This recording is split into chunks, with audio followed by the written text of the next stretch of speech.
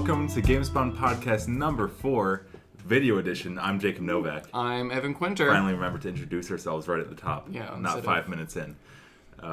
Finally got it. Yeah, finally done with E3 stuff. Well, we'll have some E3 stragglers in this podcast. Okay. But this is the first weekly podcast kind Wow. of thing. I mean, technically, Well, yeah, we recorded last week. it's the beginning of actually scheduled podcasts. It's like the beginning of a whole new world. Wow. I love Mulan. Nice reference. Yeah, thank you. Yeah. But yeah, so I think the way we'll structure this, and we can adjust things as we go week to week. But I think we're gonna start out doing news type stuff, and then we'll get into the second half, and let's be like, what you been up to? What you playing? Things like that. So yeah, I say we just get right into the news of the week. I'm ready. I took 3 or 4 stories that I just thought were kind of most notable. But yeah, so the first one comes from Eurogamer. TellTale is ditching their old engine, finally. Okay. So TellTale, who did The Walking Dead series, TellTale series, Batman TellTale series, which we played one time. Yeah. We only got through the first episode. I think only the first episode or 2 were out at that time. Anyways, but yeah, I'll just read a couple things from Eurogamer. This comes from Tom Phillips. The engine itself is called TellTale Tool. And it says, TellTale Tool has been a bedrock of the company's choose-your-own-adventure gameplay since the studio's founding, years before it was popularized by The Walking Dead. And then he just goes on to mention that TellTale's forthcoming The Wolf Among Us Season 2, which was recently delayed into 2019, and an Untitled Stranger Things game, which I think was announced at E3, but super under the radar. That's also slated for next year, and it's going to be on Unity instead.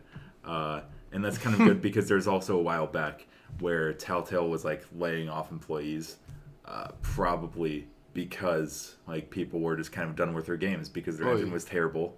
It's good content, but also it's not great when you're 3/4 of the way through an episode and your game crashes and you have to start over. Not wrong. Yeah.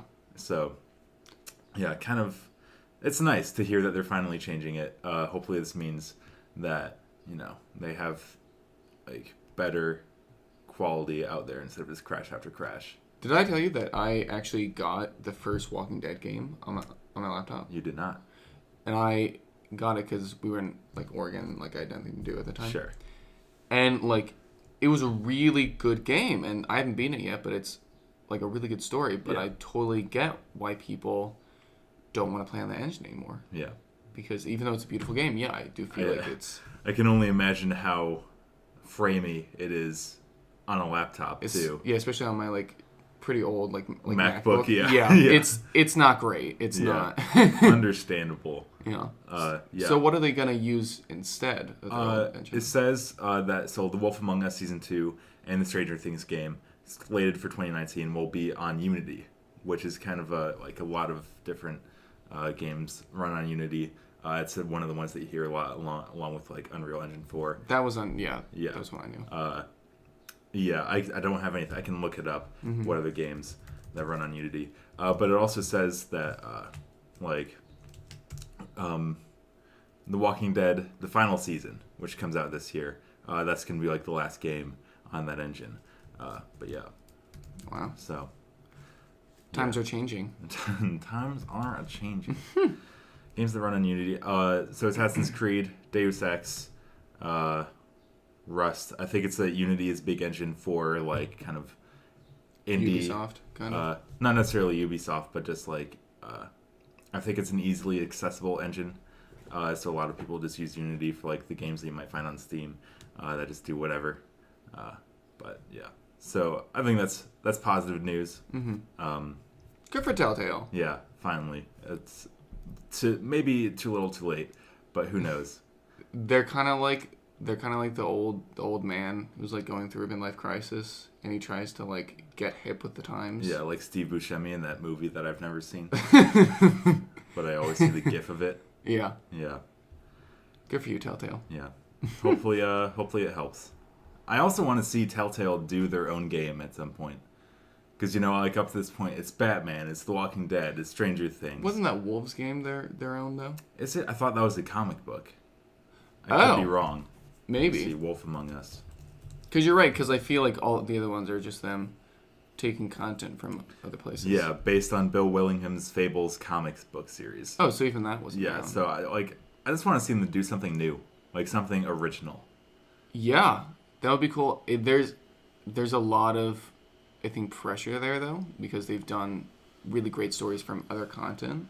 You know, they would need to create something original that would be up to, like, that Walking Dead standard. But like that at this standard. point, isn't it a crutch? I feel like. Oh, absolutely. You're not wrong in any way. Yeah. But I have no idea what they do, but apparently neither do they. So they're just kind of winging it. yeah. Yeah. Still, somewhat positive news, especially since a while ago they had those layoffs. Mm-hmm. Good that they're finally getting with the times. But yeah, so number 2, the second item on the list. Okay. So IGN had an article talking about the 6 big Switch games that were missing from E3 and what Nintendo's comments were on them. So the 6 that they went through were Metroid Prime 4, Pokemon 2019, Mother 3, Animal Crossing, Yoshi, and Star Fox. Now, is this Nintendo directly commenting on these games? For a couple of them. Okay. Yeah. So, here for Metroid Prime 4 and Pokemon 2019, a quote from Bill Trinan, who's one of the guys in Nintendo. He's often seen as the one who's the translator for Miyamoto on stage. Yeah. He says, "There's other stuff that we probably could have included in E3, but it's probably a bit further out. And so we decided really to keep the focus a little bit more on between now and early 2019, which I think you saw some hints there with a couple of games." So Nintendo has their own kind of a conference, right? Is that yeah, Nintendo that was the Direct. Yeah. Okay. Is that different from what they showed at E3? No, what they showed at E3 wasn't Nintendo Direct. Okay. Yeah. Are they gonna have their own kind of event later on in the year? They have those directs, just a few of them throughout the year. Oh, okay. Yeah. So they might show Metroid just later on. Yeah.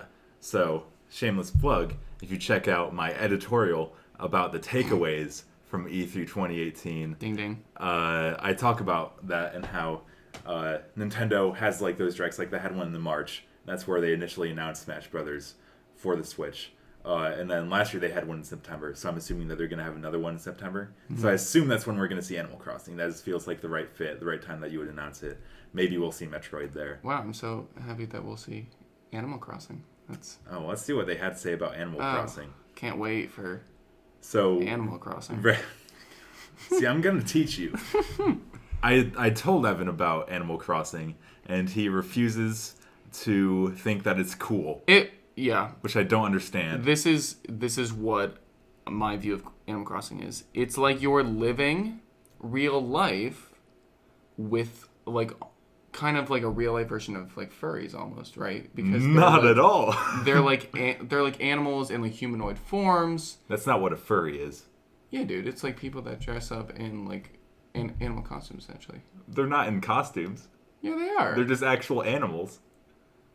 Dude, look what a furry is right now. They literally dress up in the animal costume. But in Animal Crossing, they're not people wearing costumes.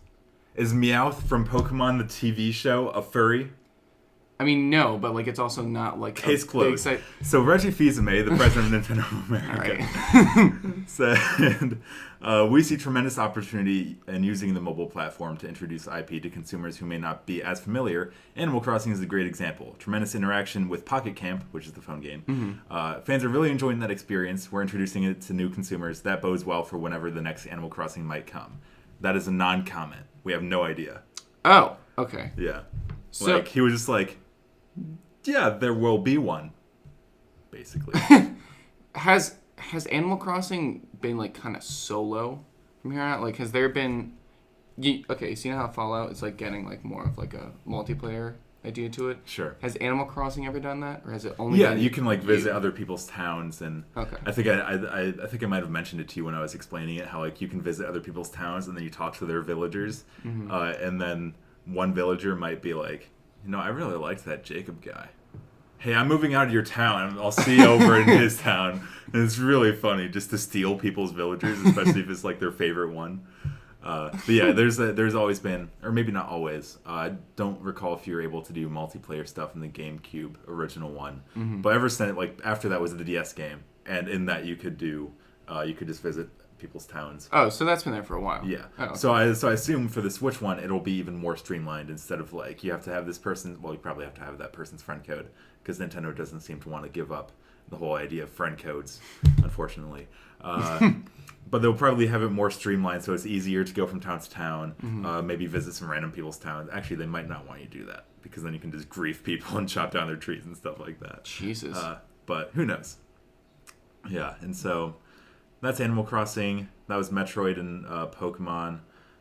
For Mother 3, so this is just a personal shot to the gut. This is as I clutch my heart. For anyone that doesn't know, Jacob loves Mother 3. I love Earthbound in general. Yeah, so this is going to be super emotional. Not really. Reggie said, when we have something to announce, we will. Fill in the blank of your favorite franchise. Our mentality will be we'll announce information close to its launch date versus teasing people for years on end. Which I take issue with because he has been teasing it for years. At E3, I forget what year it was, but it was like one of the E3 Nintendo Directs that they did. Mm-hmm. They had a team up with Robot Chicken, the like animation company, and they like threw in like a Mother 3 joke of someone in the audience of E3 being like, "When's Mother 3 coming out?" And the claymation doll of Reggie like laser beams him to dust. It's like they've officially acknowledged it during E3 at one point or another, and they're like, if you're a fan of that series, we'll have news for you within the next year, and nothing happens. So you really have like no more information than you did before? No. Okay. Not whatsoever. Well, that's great. Yoshi, which I don't think I showed you the trailer for. Nope. It was announced at last E3, delayed to 2019, which I think is hilarious. Just because the trailer they showed was not much. It was just like a side-scrolling thing, and it didn't look hard. It looked like you were just walking from left to right. So I'm going to take that as a good thing that it was pushed, because now they can make it, I don't know, more difficult. Maybe like better. Yeah. Yeah. Like it looked visually really cool. It was like in a toy box kind of thing. Is Mario in this game, or is No, it just Yoshi? Just Yoshi. Cool. Yeah. Well, I mean, as far as we know. But I would highly doubt seeing Mario outside of like a 2-second cameo. Mm-hmm. But yeah. And then finally, Star Fox. So there's that rumor Star Fox Grand Prix we talked about that just didn't happen. Is it? Who knows? Does it count because Star Fox was put in Starlink? Starlink, is that what it was? No, because the rumor was that Star Fox Grand Prix was a game being developed by Retro Studios, and then this is just like Star Fox in another game. So that's not like a Star Fox game. Oh. Yeah. Okay. Well, So that kind of sucks. And they didn't comment on that because why would they comment on a rumor?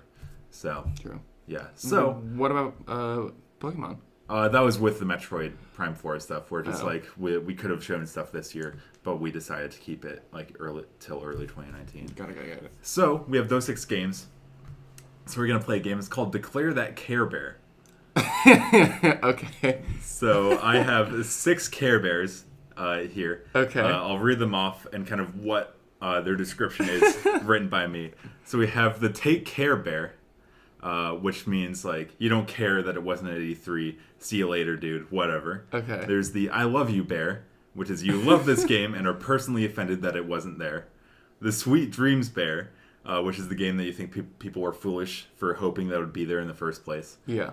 There's the Smart Heart Bear, which means it was a good move to skip this E3 and save it for later. The Surprise Bear, which is you're shocked that it didn't make an appearance. And the Do Your Best Bear, which is you're hurt that it wasn't there, but you get it.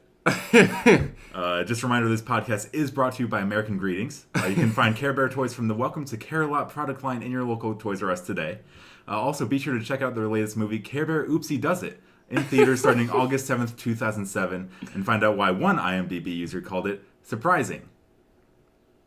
#ad. So, what are your picks for the Care Bears? Can we say that if we're not officially sponsored by American? No, we're Greetings? sponsored. Oh, okay. Yeah. Okay. Yeah. Can I look at these games? Yeah. So the games are up here. We have Mother 3, Yoshi, Metroid Prime 4, Animal Crossing, Pokemon 2019, and Star Fox. This is just for reference. I had no idea what this game was beforehand. Yeah. And this is a really fantastic game. All right, so let's just take it one at a time. So the Take Care Bear. So you don't care that it wasn't there. See you later, dude. My Take Care, See You Dude game would be Animal Crossing. Okay, I kind of figured. I mean, I'm gonna let you know that I highly disagree with that pick, but I saw that coming. Okay, so I will. Ooh, I get to pay a mortgage in game. Ooh. Listen, I'm gonna show you. If we had a Wii with us that I could hook up the capture card to, we would be doing a Let's Play of Animal Crossing City Folk right now. We would be putting off all the other, because folks, we have a lot planned for the future, but we would be putting all of that off to play Animal Crossing. Yes. Okay. Because the thing about Animal Crossing is it never ends. So, like, where it's like, oh, we're playing Resident Evil, that will be over in, like, 20 episodes. All of your debt, all of your responsibilities just never end. Exactly. That's... Okay, so the Take Care Bear, See You Later, dude, goes to Animal Crossing. Okay. The I Love You Bear. You love it, and you were personally offended that it wasn't there. Absolutely Pokemon. Pokemon? Really? Why is that? Wait, actually, no. I'm gonna save that for a later one. Okay. The I Love You, I will go for Star Fox. Star Fox? Yeah. Why'd you say that? Because, I don't, in all honesty, I don't know a lot about Star Fox, but my idea is if it's like a racing game, maybe a little bit similar to like Mario Kart or something like that. Diddy Kong Racing is the comparison. Or Diddy Kong. Yeah. I mean, those are really fun, awesome racing games, and the fact that none of them take place in space, except for the one level of Diddy Kong Racing, but that doesn't really count. That's like a planet or is Rainbow Road in space? Can we like count that as? I don't know. There's still gravity. But my thing is, and like, correct me if I'm wrong, there's been no Star Fox racing game beforehand? Correct. Okay. Yes. So I feel like what we need right now with all of the like political polarization going on and like all the things that are happening that's wrong in this world, like we need a Star Fox racing game, and the fact that it wasn't there is, I'm really kind of upset about it. Yeah. That was, you really reached for that one. Some would say I reached far for it, but I would feel landed. Comment below if that landed. Or if not, yeah. You know what? Let us know either way. All right, the Sweet Dreams Bear. You think people were foolish for even hoping that this game would be there? And I'll start to delete these from the list. So it's Mother 3. Sorry. You're right. No, you're completely right. Yeah, sorry about that. I'm losing hope by the minute. So that is Mother 3. And then the Smart Heart Bear. It was a good move for them to skip out and wait. I saved it for Pokemon. That I agree. I agree with that. I think a lot of people seem to think that we should have seen it, but it's like they did the same thing last year before E3, where they announced what their Pokemon stuff was for the year at a conference like a week and a half beforehand, and then people were like, "Oh, so we're gonna see the actual game at E3?" It's like, no, that was the point of the conference, so that they wouldn't have to do it during E3. Yeah, and especially like if they have the Let's Go out right now, why like do that like cross messaging? Exactly. Yeah. Also, that like cube game that they have. Pokemon Quest. Yeah, I have that downloaded. Do you really? I played a little bit of it. I haven't gotten too far into it, but is it incredible? It's interesting. Yeah, it's not nothing. Yeah. Okay, wait. All right. So Surprise Bear. So you have the Surprise Bear, which is you're shocked this game didn't show up, and the Do Your Best Bear. You're hurt, but you get it. And so you have Yoshi and Metroid Prime 4. Okay, then I will say Metroid Prime. Yeah, because I figured that's something... For surprise? Yeah, because that's something that at least like we personally have like talked about a few times. And my sense is that it was one that was supposed to kind of show up at this point. Yeah. The fact that it wasn't there, you're like, all right, like, come on. Yeah. Where are you at? You know? Yeah. Like, pop up. Like, the impression I'm getting is that they announced Metroid Prime 4 at last year's E3 basically to tell people that they were doing more Metroid. Because they also announced last year at E3 Metroid Samus Returns, which was a remake of Metroid 2 for the original Game Boy, and that came out in 3DS. Okay. And so I think that they thought that maybe that would get some backlash if it was just that for Metroid. Mm-hmm. So they wanted to let people know that, hey, we are still doing this stuff. And I think they just wanted to avoid that backlash. And they just announced it like right as they were starting development. That's the impression I'm getting. Do you mind if I ask like a little bit of like a tangent question? Okay. Okay. So when companies make like remakes of these games, I feel like they're one, like, pointing towards, like, maybe, like, an older audience that's going to buy this game. So, like, oh, like, I get to replay my childhood game on, like, a better engine or whatever, and it's going to look a lot better. Do those remakes also, like, go well for, like, new players? I'd say so. Because then it's also not only reaching out to the older generation who's like, oh, I love this game as a kid, but also reaching out to the generation who, like, maybe is a fan of that series now, but didn't have a Game Boy, or doesn't have a Game Boy, so they can't go back and play that unless it's on, like, an emulator or something, which is illegal. I've never... Please, Emily. So yeah, I'd say it definitely reaches out to the newer generation. I mean, that's the big thing about, like, remakes and remasters these days, where it's like, The Last of Us came out on PS3 and was immediately put onto the PS4, basically. Just because it reached out to the new audience, because the PS4 is sold way better than the PS3 did in its early days. So yeah, I think it's beneficial for both audiences. Oh, Last of Us came out on the PS3 first? Yeah, that was like the last year of the PS3 or something. Oh. Yeah. That's why it's called The Last of Us Remastered. That makes sense. Yeah. But yeah. So then I guess the Do Your Best Bear goes to Yoshi. I guess so. Which I think that makes sense. Mm-hmm. Like, I'm not necessarily hurt that it wasn't there. But you know what? Let it cook. I think Yoshi was another one. Like, they showed Yoshi and Kirby at last year's E3, and Kirby came out. Oh, cool. And Yoshi did not, and I think it's fine that we didn't see it. Like, make it not an easy kids game. Yeah, make it, like, a little challenging. Yeah. You know? Yeah. Just, you know, throw a little bit of pizzazz in there. But yeah, okay. So Do Your Best Bear goes to Yoshi. Surprise Bear goes to Metroid Prime 4. Yep. Smart Heart Bear goes to Pokemon 2019. Correct. Sweet Dreams Bear goes to Mother 3. Yeet. I Love You Bear goes to Star Fox. Yes. And Take Care Bear is Animal Crossing. I'd agree with most of those except for Animal Crossing. Yeah, I was like... Actually, I'd probably switch Take Care Animal Crossing to Do Your Best with Yoshi. That's probably the only changes I would really make. Or I might... yeah, I was going to say, you like don't... I might switch Surprise... switch Star Fox as my surprise, and then Metroid Prime 4 to the I Love You Bear. Okay. Yeah. So I would change basically everything. But yeah, all right. Well, cool. Well, there we go. Yeah, that was Declare That Care Bear.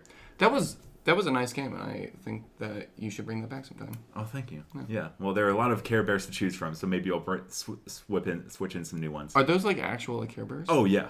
Oh my God! I got all of that information from the Wikipedia page for Care Bear. That's incredible. Yes. Care Bear Oopsie Does It is a real movie that released in theaters on August 7th, 2007. Is it bad that I kind of want to watch that now? No. Okay. All right. So, the next news story. Okay.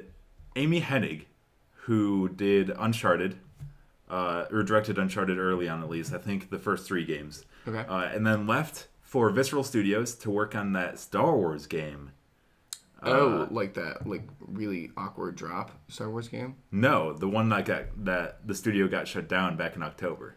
Ooh, okay. And so we didn't know what Amy Hennig was up to. We knew that like Visceral was shut down, but the game was still in development, or they were going to be at EA like switching things around. We didn't know what the deal was with Amy Hennig, but we now know. She told Eurogamer earlier this week that she has officially departed Electronic Arts. Actually, she left them back in January, and is just now being like, okay, yeah, I'm gone.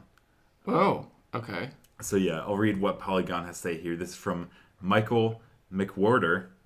Sorry if I mispronounced that. Amy Hennig, who previously worked at Naughty Dog on the Uncharted franchise, joined EA's Visceral Games studio in 2014 to work on a Star Wars game. That project was shown only in teaser form at EA's E3 2016 press conference. In October 2017, EA Executive Vice President Patrick Soderlund announced that the publisher was shutting down Visceral and pivoting the design of its Star Wars game from a linear, story-based adventure to be a broader experience that allows for more variety and player agency. In other words, the new Star Wars game, coming from EA Vancouver and EA Worldwide Studios, will be an open-world adventure. And so, at a Game Lab conference in Spain, Hennig told Eurogamer she's now working independently and has formed a small studio and is no longer working on Star Wars. Hennig said that the Star Wars game she previously worked on was now on the shelf. Polygon reached out to EA, which offered the following statement. Yes, Amy Hennig has moved on from electronic arts. Amy is an amazing storyteller, a crafter, and a creator. We have so much respect for her and the creative spirit she brought to the teams and projects she worked on at EA. We wish Amy all the best with what comes next, and we will all be watching with excitement. Oh, well, that's kind of nice. And then, some people thought, like, okay, so that Star Wars game is just canceled in general. And then Amy Hennig tweeted, like, quote tweeted an article that kind of made it sound like that. She said, to clarify, I left EA 6 months ago, shortly after the closure of Visceral, along with most of the team. The story we were crafting has essentially been shelved, but EA Vancouver's Star Wars game is very much alive, and I wish my colleagues there the best, or nothing but the best. Oh, so okay. it's still happening. Yeah. Whether it's a single-player game, because that ruffled a lot of feathers when that story originally came out, where they're like, yeah, no one likes story-based games anymore, but then last year was the year of, like, Legend of Zelda Breath of the Wild and Super Mario Odyssey and Wolfenstein 2, The New Colossus. And then this year we have God of War and things like that. And kind of just proving that, like, no, people still like story games. We'll see if they really shift to that open world kind of, not Destiny, but Destiny-esque idea of player agency and open world and things like that. Or if they take the criticism they got, especially from, like, Battlefront 2, to kind of re-pivot back to what they were originally doing. So, does your new studio have a name yet? Like, no. Is it? That's how new it is. Yeah, it's probably been around for a few months, but we just don't know anything because they don't have anything to talk about yet. That makes sense. But yeah, so kind of figured that she was going to be gone, but now we have the official confirmation that was back in January. Not too surprising, but yeah. It's nice. It seems like nice that they at least left on a good note, you know? Yeah. I mean, the fact that they, like, said that doesn't surprise me. I'm sure there's still some, like, you messed up my game resentment there, but who knows. I think there might be a big article from Kotaku, Jason Schreier, who does a lot of write-ups. He has a book about, like, the troubles of game development during, like, specific games that I really want to get. I think it's called Blood, Sweat, and Pixels. And I want to get it, and it talks about, like, the development troubles for, like, Uncharted 4, or, like, some canceled games, like, I think Star Wars 1313. Star Wars 1313? Yeah, it was another Star Wars game that was also canceled years ago. Never even heard of it. I think it was canceled in, like, 2013 or something. But yeah, and so I think he also did an article about the troubles that were going on during this, during the Visceral game. But yeah. All right, well, item number 4. Last one. I don't think we necessarily have to talk about this for too long. Okay. Tetsuya Nomura, who is the director of Kingdom Hearts and a lot of Final Fantasy stuff, concedes that Final Fantasy VII Remake was announced too early. He said, I am well aware of the fact that we announced it too early, but even in the industry, word was beginning to spread that we were working on the game, so we just decided to not keep it a secret and officially reveal it, which makes sense. Like, I'm surprised that it didn't leak before it was announced in the first place. They would rather have control of the story than somebody else. That makes sense. Because that's part of what what made that E3 2015 press conference so amazing was the fact that nobody thought it was coming. Like, there was no idea that this was happening. And so it caught everybody from surprise when they had that amazing first trailer. But yeah, it doesn't really surprise me because there have been the troubles since then. Maybe they didn't think it was necessarily going to be too early back then because they thought that maybe they would have made more progress by now. But they haven't. But they had to, like, come in and intervene with the studio that was working on the remake and be like, okay, you know what? Never mind. We'll take care of it our own. Things like that. So I have no idea. I honestly have no idea when the next time we'll hear about it. I think next year at E3 would be a safe bet because Kingdom Hearts 3 will be out by then, and they'll be done with that. So and so then they can really, like, hone in. Have they released any, like, gameplay or trailers or? Yeah, so there was the initial trailer at E3 2015, and then at the end of that year, for PlayStation Experience PSX, they showed gameplay of, like, the first sequence of Final Fantasy VII. Cool. And it was really cool, but the thing is, it's been 3 years, so who knows if that's still what the game looks like. That's what the gameplay system looks like and things like that. Would they have totally started to redo it because it was announced so early? I'm sure it won't. I'm sure it's not, like, completely redone, but it might be, like, somewhat overhauled or tweaked or something like that. But the thing is, like, we just really don't know. Like, who knows? Well, I mean, honestly, I'm excited for when it does come out because Yeah. that would be my first Final Fantasy game. Yeah. So. Well, we also have Final Fantasy 15. That we could play. True. Boom, bada, boom. Yeah. I also want to buy Final Fantasy 7 for PS4, like the original, and play that because I want to have played that before the remake comes out, just for historical sake. I mean, I also wanted to play it before I knew this remake was coming out. Yeah. And so I think I just want to like know what the original looked like before getting into this. It seems like one of those games that like everyone should play at some point because everyone's like, "Oh, it's so good! Like it's so amazing." It's like Ocarina of Time, which is a good segue into the next segment. Yeah. Yeah. Yeah. So Nice. this next segment, title pending. What you been up to? So we're just going to talk about games, maybe sometimes TV shows or movies, about just what we've been playing, what we've been watching. I have a few things for each of us. We don't have to talk about all of them, but I think we'll start with you. So I have for you Ocarina of Time, Bloodborne, and Pokemon Sun. I believe you literally just started Pokemon Sun, so I'm going to say we skip that and save it for next time. That works. Okay. Which of those two, Ocarina of Time and Bloodborne, do you want to talk about? We can talk about both because Bloodborne, I can just do I just have like a little bit to say about it.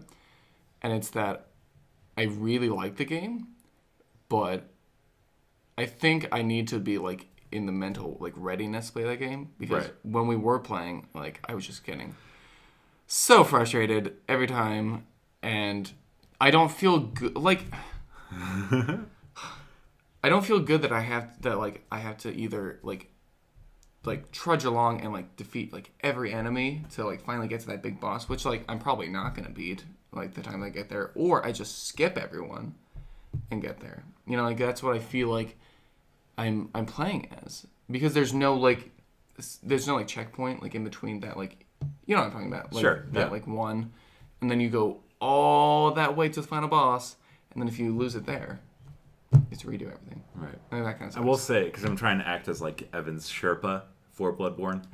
I'm kind of like a Padawan for this game. Yeah. So like it's a little bit unique in the beginning of the game, but there are like somewhat checkpoints where you find like shortcuts that help you move around the map easier. But you're in the very beginning of that area, so it's like you're still kind of like starting out and trying to figure everything out. But I will say that that's coming, so it will be like not easier, but a little bit more alleviated. That whole process of like when you find a boss and things like that. So I wouldn't worry too much. I do understand the mindset thing though, because you have to be ready. Like it can't be a thing where it's like, you know what, I just got home from work, I need to chill out. Time for some Bloodborne. That's not how that game works. That's not gonna happen. You need to be ready to go and ready to dedicate like at least an hour or something to it, or just like be in that zone for a little bit at least. And that's a game. I mean, like you said, that's gonna be a game we're gonna be playing for a while. Yeah, because like you and I are both like extremely busy right now, so the fact and like the progress will be slow, I imagine. It'll be from day to day. It's gonna be slow. Yeah, but on Ocarina of Time. Yeah, if you want to mention that, your first Zelda game ever, and I'm forcing him to play it basically. Yes, and it's kind of working. I'm like kind of getting into it a little bit. Like, what do you it's mean not kind of working? So like like I tried. Okay, this is like for some back reference. You gave me the game winter break of sophomore year. Yes, something like that. So he gave me the 3DS version, and my old 3DS. Yeah, and I tried it, and I got to Kakariko Village,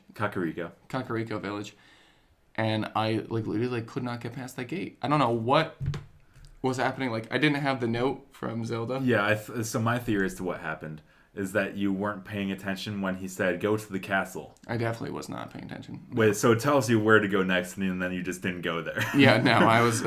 So that's my theory. So I spent like an hour just kind of like trying to jump over the gate or just like walking around town. I was like, what do I do?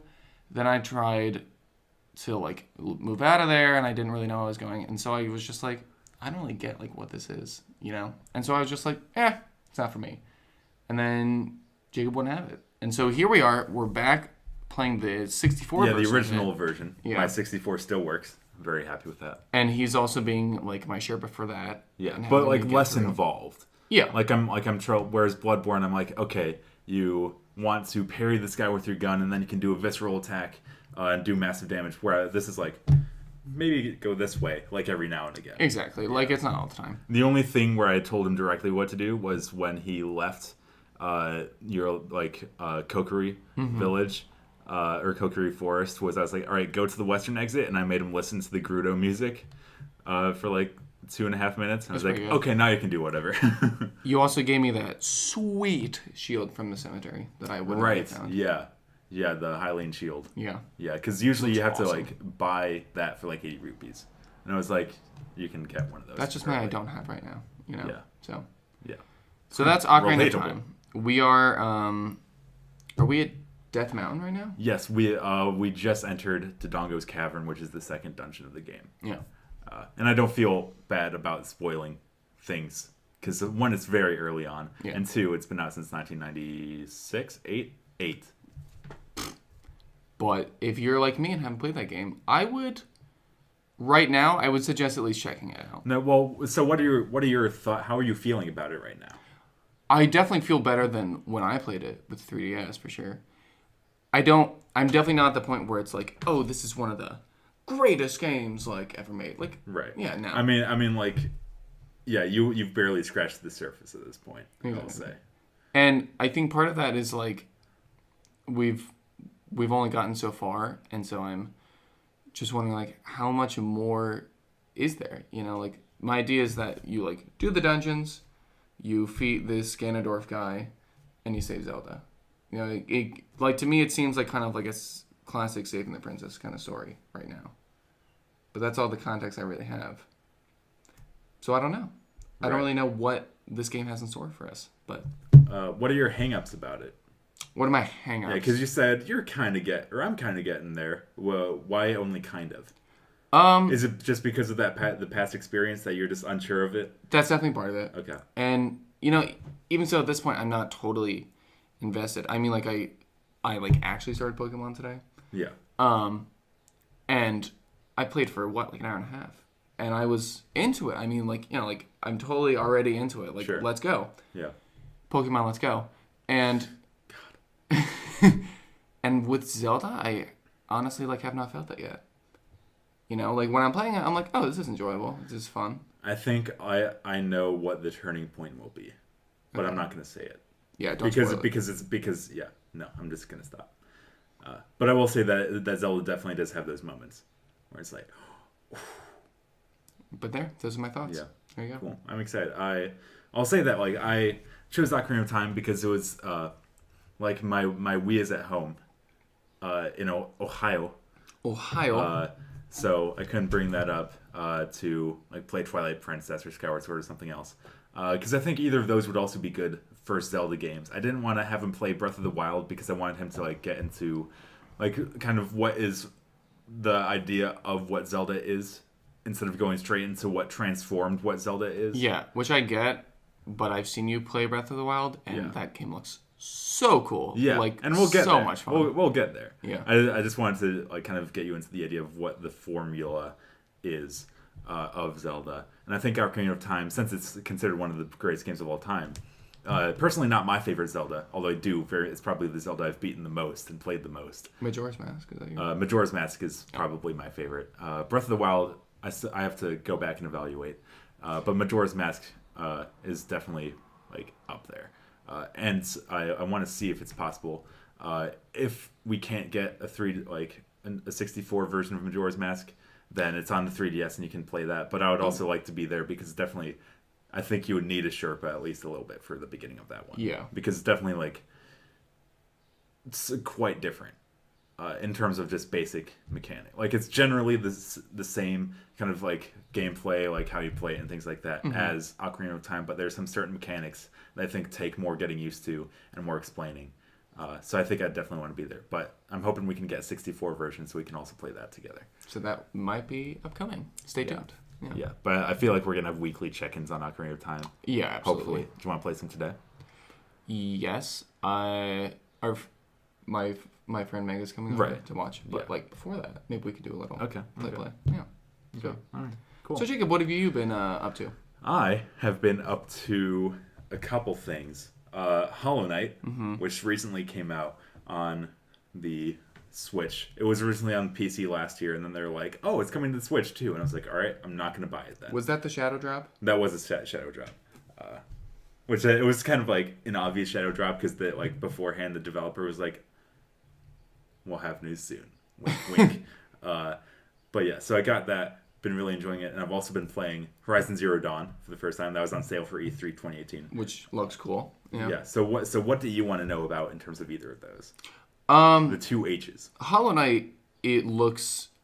Visually it looks really cool. I mean, it looks stunning. Yeah, it's a very cool art style, and like it's very smooth in its animation. Is it in terms of like actual like gameplay and like how it like mechanics? I guess is it any different than Shovel Knight? Because you let me play a level of that, which was fun. Shout out. Right. But is it really any different than that? Yes. Okay. Yeah. So Hollow Knight is there's kind of a genre of games called Metroidvania, which is a mix of Metroid and Castlevania. Metroidvania. Yeah. Okay. And so that's kind of the idea of you have this full open world that you're exploring, whether it's 2D or 3D, where basically you might go to this part of the map and you make some progress. And you get what you need to get, but you also see some things that's like, oh, I can't reach that yet. I don't know how I'm supposed to be able to get that. And then you do some like backtracking and you find something else, and it's like, oh, I just got the item that helps me get it from over there. And so it's the idea of like a whole connecting world where you're constantly finding new things that allow you new ways to explore the environment around you, things like that. So yeah, I'd say it's like that style. So it's not like single levels. It's like a full world with like different, like this is the forest or this is like the fungal like place, whatever. I don't remember the specific names. Yeah. But yeah, it's kind of like that idea, and it's also kind of mixed in with the idea of Bloodborne or Souls games, where like you are finding new shortcuts every now and again, and you're collecting money. But you lose that money when you die, but then you get it back if you get back to where you died. And the bosses are kind of hard. Not super hard so far. I'm still relatively early on, I think. But like it's kind of the same idea where you have to like learn the moves, recognize the animations as they're happening so you know how to dodge it, how to beat those mechanics. Is open world platformer like a good way to like think of it? Yeah, I guess so. Yeah, I think that works. Okay. Yeah. I was curious because I knew that people were comparing it to Souls before, and I was like curious how that was going to work for a 2D platformer. But I definitely get it now, just because it has that mechanic of going back to where you died and like retrying and like having to learn basically how to play it. Yeah. Like Trial by Fire, kind of like that.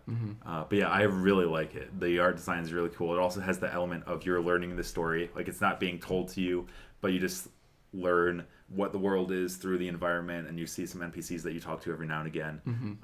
Yeah, it's really neat. Yeah. So here's my question for Horizon. Okay. I was watching you play it, and it looks, like cool. It looks like a very interesting, like the story kind of first person. Sure. Do you know what hooked me on it though? Third person, by the way. Oh. Yeah. Do you know what hooked me on it though? What's that? It's those freaking like giraffe towers that just Really? look so cool. I don't know why, but just that concept of it's kind of like Assassin's Creed, how you need to like get to the top of the tower. Yeah, it's like the open world idea where you like find the tower and that's how you unlock that map and they're like, stuff like that. And they're like fast travel points, Yeah. right? Okay. But just that idea of not only is it kind of like roaming, I guess. Right. Yeah. Yeah, but just like watching you like climb that and then it looks so interesting. Yeah. So I would say that would be a game that if we have time, I would like to check out. But you should complete it first because you're in it. Right. I mean, like where are you right now? So I don't know how far I am. I've been doing a lot of side stuff. So like I think the level cap might be at like 40. Level 40, and I think I'm at 14 right now, and the main storyline quest is like level 12. So maybe I'm like 15%. Of the way through the whole 20%. Game? Maybe. I honestly have no idea. I can't really gauge it from where I am. All those people like died though. Like weren't they your like BFFs? Well, yeah, that was like the first like hour or two. That was just the first hour? Yeah, basically. Oh my Yeah. god. All right. So I was worried that you were going to say a spoiler. It's like, oh no, that happens like immediately. Oh, okay. Yeah. Yeah. No. I also don't know who any of those people are, so Yeah. is it an actual spoiler? Neither did I. Yeah, it's also interesting because that game came out like a week before Zelda Breath of the Wild. Really? Yeah, and so it's interesting to see how that was like people play that game. It's like, wow, this is like next gen open world. Like we've never seen anything like this. And then Zelda came out a week later, and like people are like, Zelda all the way, and people kind of forgot about Horizon for a little bit, which was kind of sad. And I kind of understand because Horizon does still have like those waypoints. Like you can have the menu. It's like all these side quests and checking off the boxes and things like that. Whereas Zelda doesn't really have that. Like you have the boxes that you want checked off, but they're not like ever present. Like you can just explore and find new things all over the place.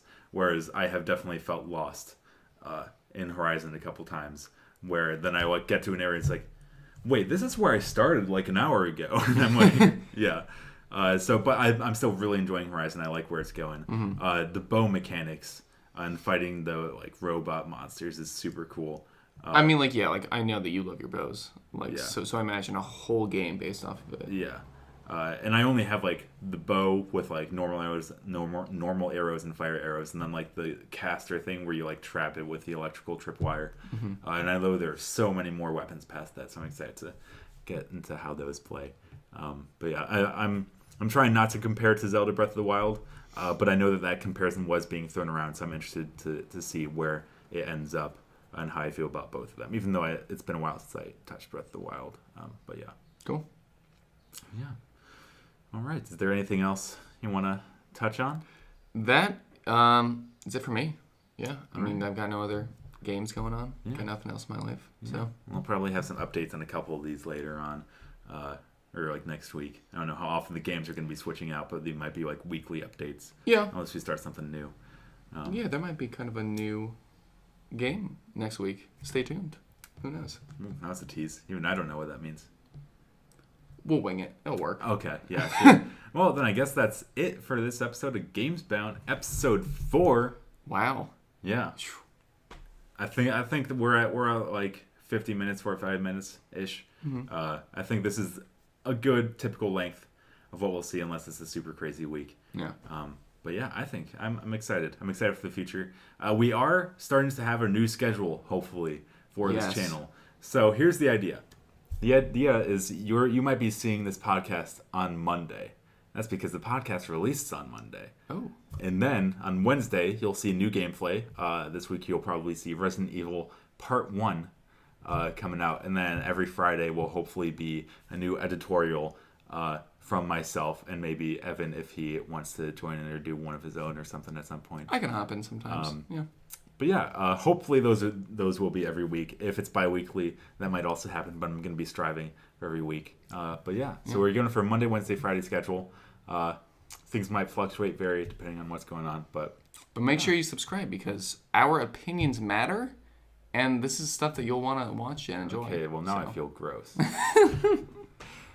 Please watch us. Yeah. All right. Well, thanks for hanging out with us. Hope you're excited for the future of this channel. Hope you enjoyed our takes. I know we are. So yeah. Yeah. So yeah. Thanks for watching. Bye.